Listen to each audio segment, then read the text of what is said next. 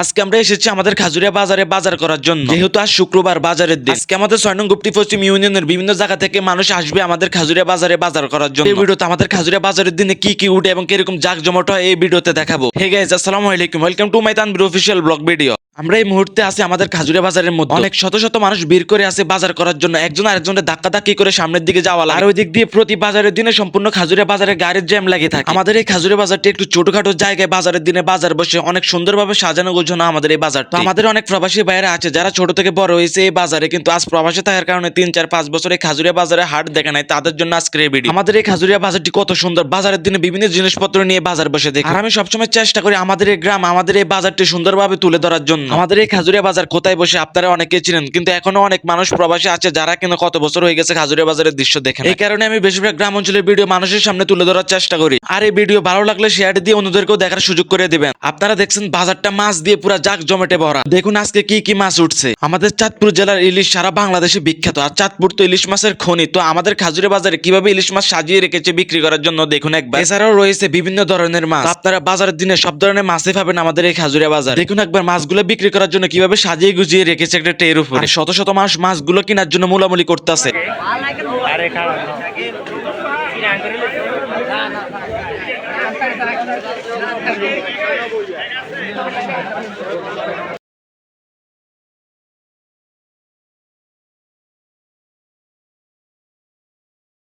আর এদিকে হচ্ছে বিভিন্ন কাঁচামাল বা সবজির দোকান। আমাদের এই বাজারের মধ্যে দুপাশে উঠে সবজি অথবা কাঁচামালের দোকান এবং কি মাঝখান দিয়ে উঠে মাছের দোকান। ছোট একটা বাজারের হাটের মধ্যে কত শত শত মানুষ এসেছে বাজার করার জন্য। মানুষের জন্য ফাড়াই পালান যায় না মাটির মধ্যে। বাজার করা শেষ করে বড় ভাই একজনের আমাদেরকে নিয়ে আসছে চটপটি খাওয়ার জন্য। গরম গরম চটপটি খেয়ে এই গরমের মধ্যে শরীরটা আরো গরম করে নিলাম। ভিডিওটি ভালো লাগলে সবাই শেয়ার দিয়ে দিবেন এবং কি আমাদের নতুন নতুন ভিডিও পেতে চ্যানেলটি ফলো দিয়ে সাথেই থাকবেন।